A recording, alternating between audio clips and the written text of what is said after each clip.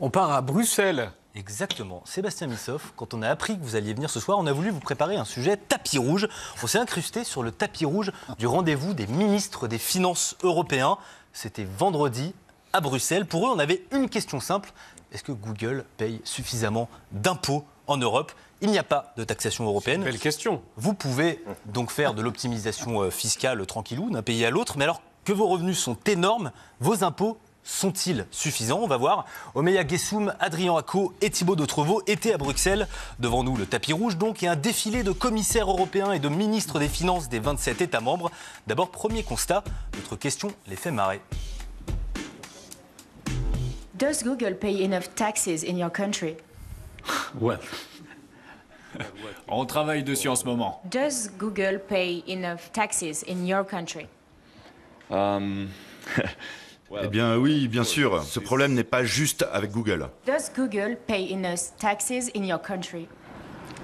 Excusez-moi, je suis en train de discuter de l'agenda du jour d'Ecofin. Si ça ne vous dérange pas, je veux bien répondre à votre question, mais pas pour le point presse. Merci. Elle n'est pas là pour parler de Google. Pourtant, les GAFA, c'est un sujet important. On insiste. Does Google pay enough taxes in Germany?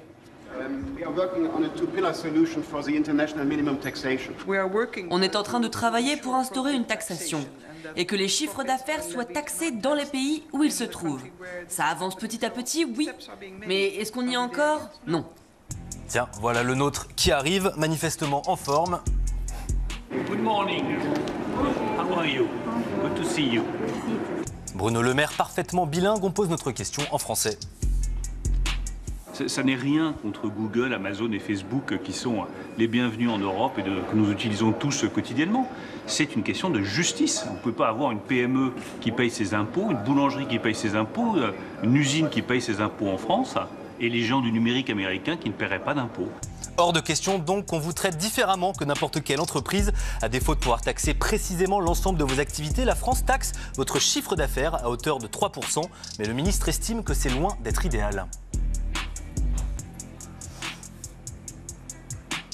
C'est pas formidable, je vais être très honnête avec vous, de taxer comme ça le chiffre d'affaires.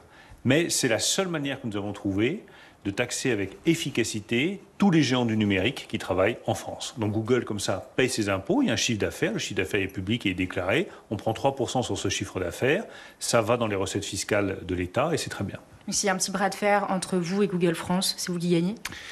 C'est le fisc qui gagne. C'est de bonnes nouvelles, non? Que le fisc gagne. Très bonne nouvelle. Vraiment? Alors, juste quelques commentaires sur ce qui a été dit.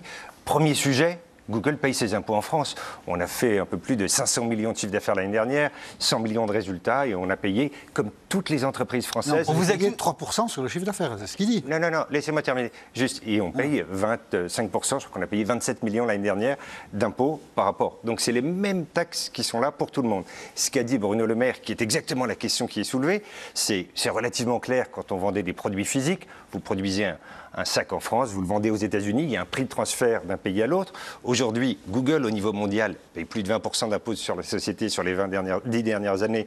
Donc ce n'est pas un enjeu de Google qui ne paye pas assez d'impôts, c'est que beaucoup de ces impôts sont payés aux États-Unis, où a été créée la valeur ajoutée et les algorithmes, qui aujourd'hui est le déséquilibre. Et donc en attendant, il y a des discussions à l'OCDE pour rétablir cet équilibre pour toutes les entreprises du numérique entre le lieu de fabrication et les pays où les clics ont lieu, où l'activité a lieu.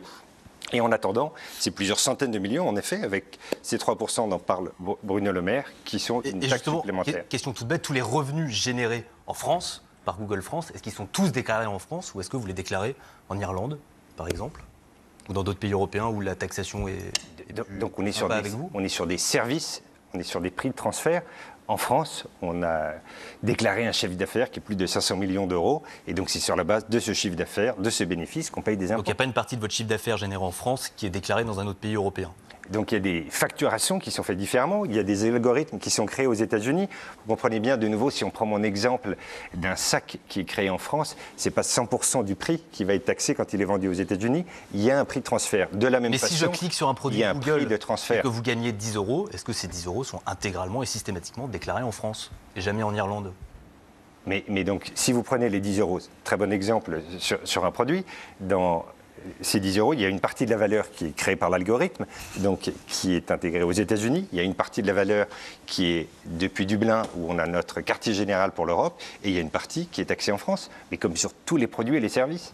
Donc vous payez suffisamment d'impôts en France, vous estimez? De nouveau, ce n'est pas à nous de décider combien on doit payer d'impôts en France. Vous l'avez évoqué, c'est le fisc qui gagne. Il y a des règles, on les applique et nous payons des impôts en France. Cette comptabilité est compliquée. Oui, mais c'est L'Irlande, passionnant. la France et tout, c'est compliqué. C'est la réalité de toutes les entreprises aujourd'hui. À partir du moment où vous êtes dans un certain nombre de pays, à partir du moment où il y a des prix de transfert d'un pays à l'autre... Ça nuit à votre image quand même, tout ça. Alors, on a eu ces discussions avec le fisc français jusqu'en 2019. En 2019, on a su trouver un accord avec le fisc français. Depuis 2019, on a ces 3% en plus sur le chiffre d'affaires. C'est des centaines de millions. Donc aujourd'hui, on est un contributeur important. On a 1300 personnes avec les équipes de Google en France. On paye des impôts de Google en France. Donc je pense qu'on revient sur des anciennes polémiques. Et de nouveau, vraiment, la question que vous essayez de me poser, c'est quelle est la part qui devrait être payée en France par rapport aux États-Unis, et donc c'est le partage de la valeur sur ces algorithmes qui est de nouveau l'enjeu principal de l'OCDE aujourd'hui.